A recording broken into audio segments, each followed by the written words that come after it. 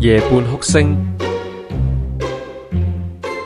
半夜差不多1點了，梁先生俾對面屋嘅小朋友不斷咁喊而嘈醒咗。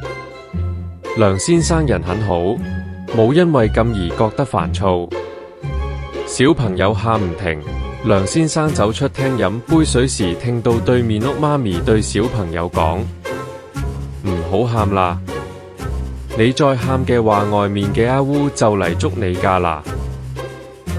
好好人嘅梁先生就諗住幫下對面屋媽咪，就喺門外陰聲細氣咁和應佢：你媽媽冇呃你㗎。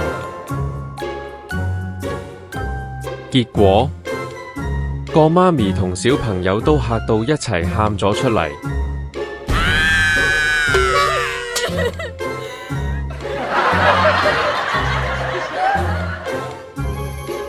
哈哈哈！今次樓上樓下都嘈醒晒啦。